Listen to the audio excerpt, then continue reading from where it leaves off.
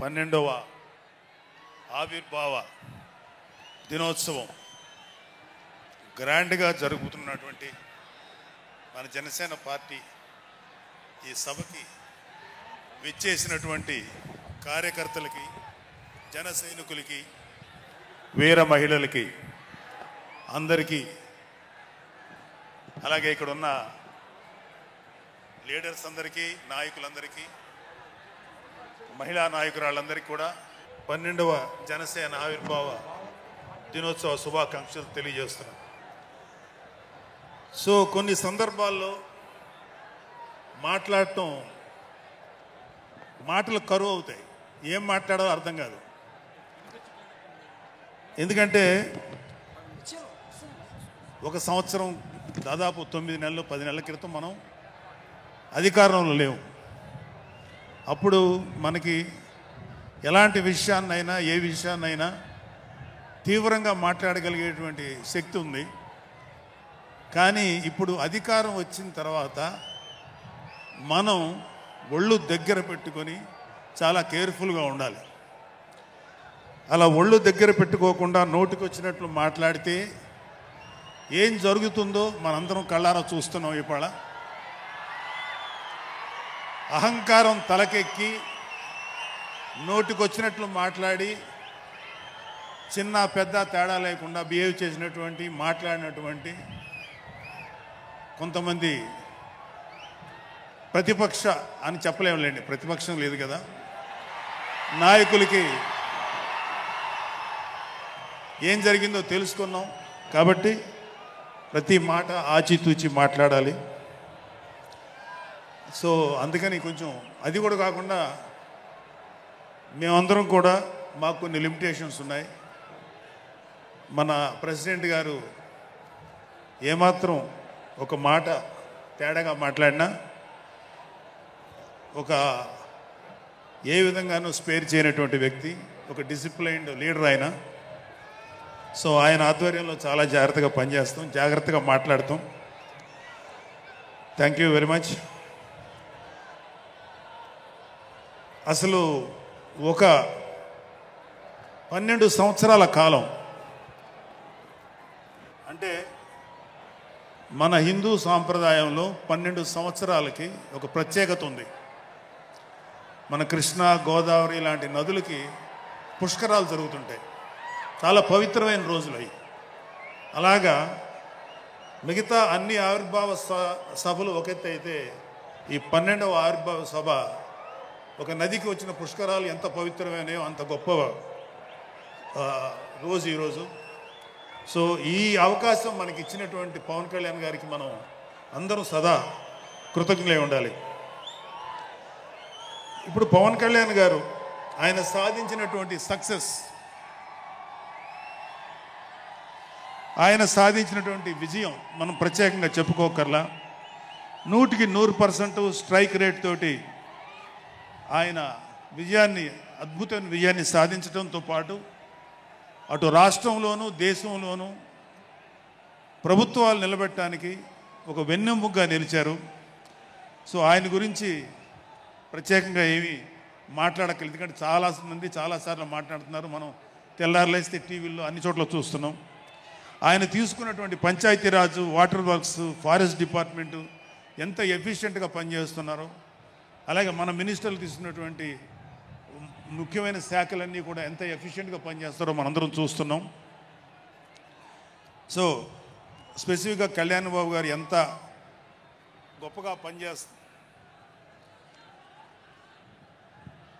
గొప్పగా పనిచేస్తారని మనమేమి ప్రత్యేకంగా మాట్లాడుకోకర్లేదు.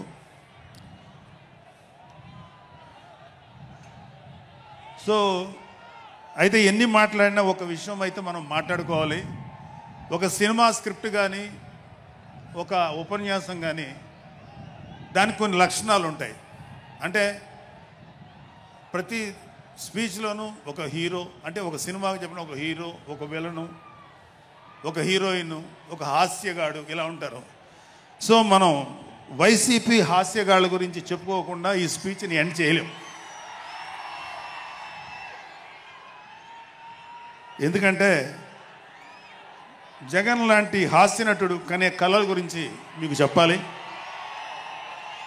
ఆయన ఎలక్షన్స్ అయిపోక ముందు నిద్రలోకి వెళ్ళారు.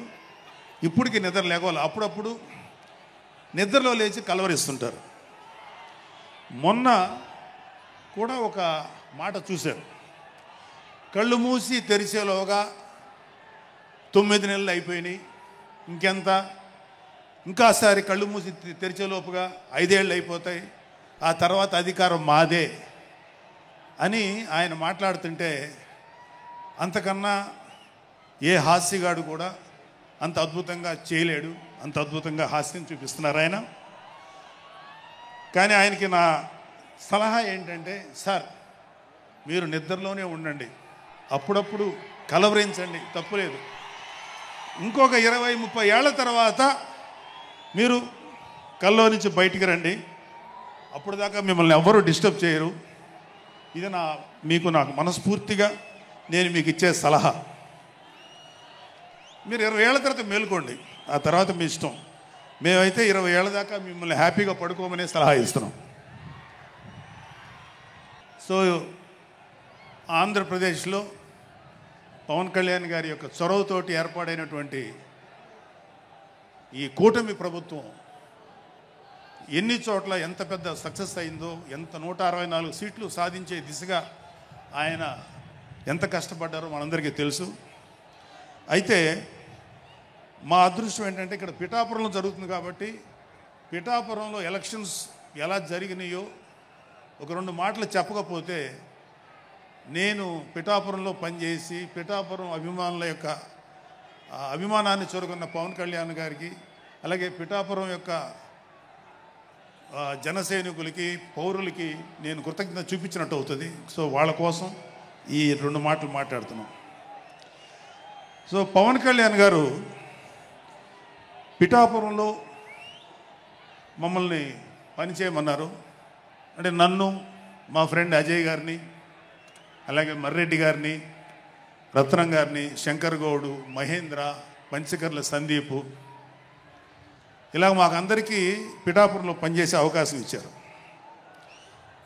మేము పని మొదలెట్టిన తర్వాత మాకు అర్థమైంది ఏంటంటే, పవన్ కళ్యాణ్ గారికి ఆల్రెడీ ఇక్కడ విజయం ఖరారైంది. మనం ఓన్లీ పని చేస్తున్నట్టుగా ఉండడమే తప్ప మనం కొత్తగా చేయాల్సిన పని ఏమీ లేదు అని చెప్పి నాకు అర్థమైంది. నాకే కాదు మా అందరికీ అర్థమైంది.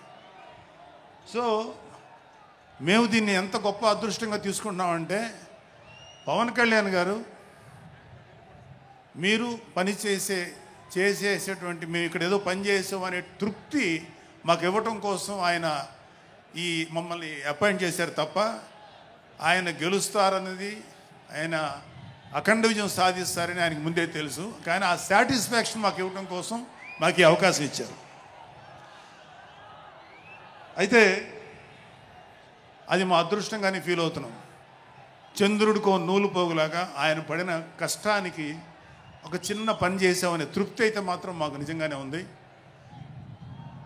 అయితే ఇక్కడ పిఠాపురంలో పవన్ కళ్యాణ్ గారు అఖండ విజయం సాధించడానికి 2 ఫ్యాక్టర్స్, 2 ఇంపార్టెంట్ ఫ్యాక్టర్స్.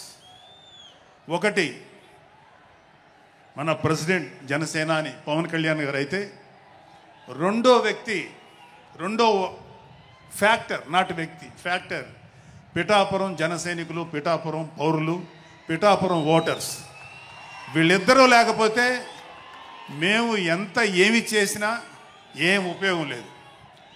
సో మాలో ఇంకెవరైనా సరే పవన్ కళ్యాణ్ గారి విజయానికి నేనే దోహదపడ్డాను అని ఎవరన్నా అనుకుంటే అది వారి కర్మ, అంతకంటే ఏం చేయలేం. సో ఇక్కడ మన ప్రెసిడెంట్ పవన్ కళ్యాణ్ గారికి ఆయన గురించి చెప్పడానికి ఒక ఇంపార్టెంట్ విషయం చెప్పాలి. అది ఏంటంటే, మొన్న ఈ మధ్యన మా అమ్మగారితో మాట్లాడుతున్నప్పుడు మా కళ్యాణ్ బాబు గురించి ఒక మాట వచ్చింది. యాక్చువల్గా ఇక్కడ నేను ఒక అన్నగా మాట్లాడకూడదు, కానీ నేను ఒక పార్టీ జనరల్ సెక్రటరీగా మాట్లాడాల్సి వచ్చినా కూడా ఒక అన్నగా ఈ ఒక్క విషయం నేను చొరవ తీసుకుని మాట్లాడాలి. సో మా అమ్మని అడిగాను. అంటే ఆవిడ నాతో చాలా ఫ్రెండ్లీగా ఉంటుంది. ఆవిడని అడిగా, ఏదో మాటల్లో వచ్చింది,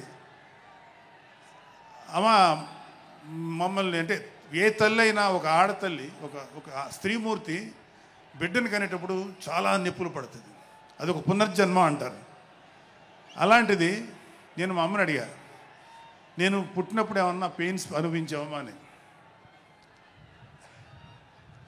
మా అమ్మ అంది, నువ్వు పుట్టినప్పుడు నేను అనుభవించినది పెయిన్స్ భూమి మీద ఆడది అనుభవించలేదు, అంత కష్టం పెట్టేవాను. అది మా అమ్మ చెప్పింది నా గురించి. సరే కళ్యాణ్ బాబు ఎలాగా అన్న. గొప్ప విషయం అంటే నేను షాక్ అయ్యా.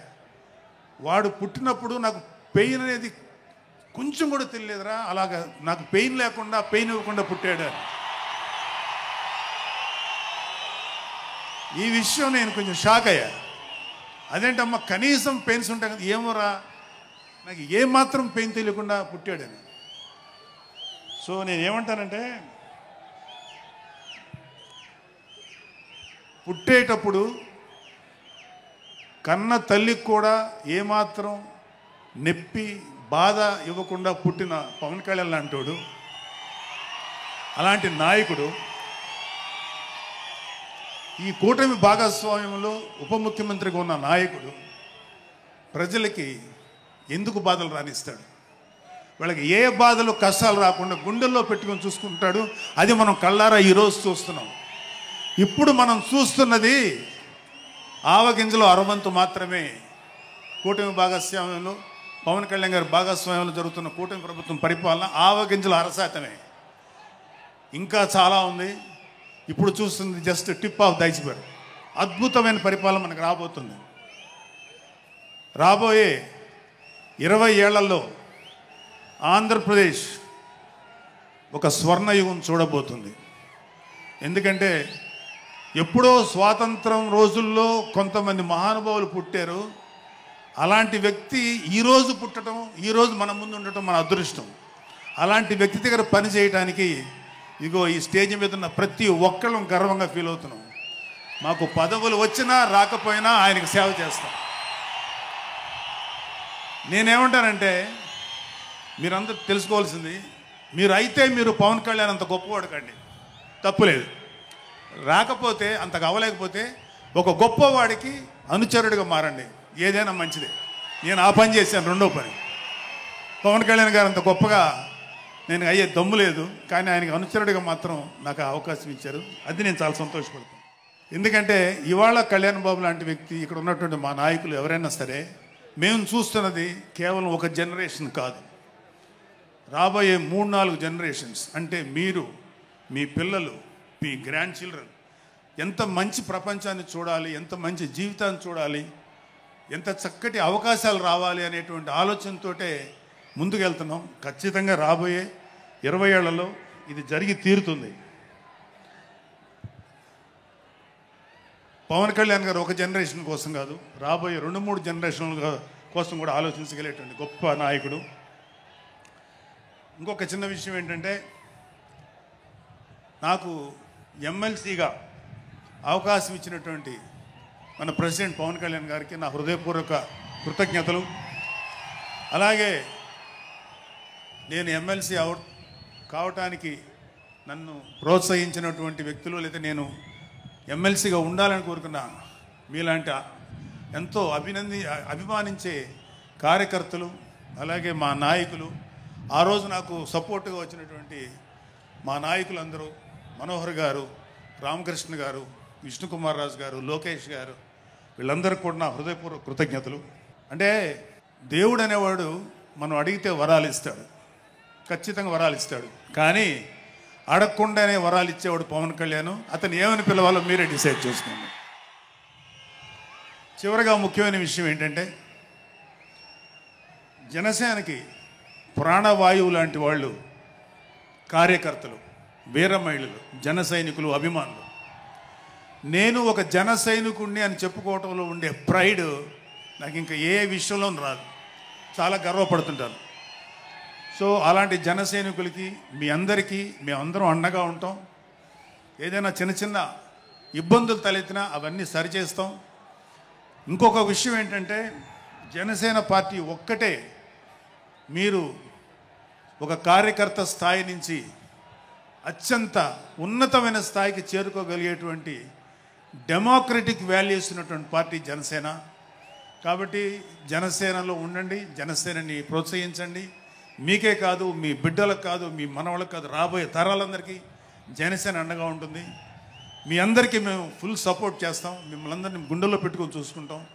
ఎందుకంటే మా వెనకాల ఉన్నది ఒక శక్తి, దట్ ఈస్ పవన్ కళ్యాణ్. జై పవన్ కళ్యాణ్, జై జనసేన, జై హింద్.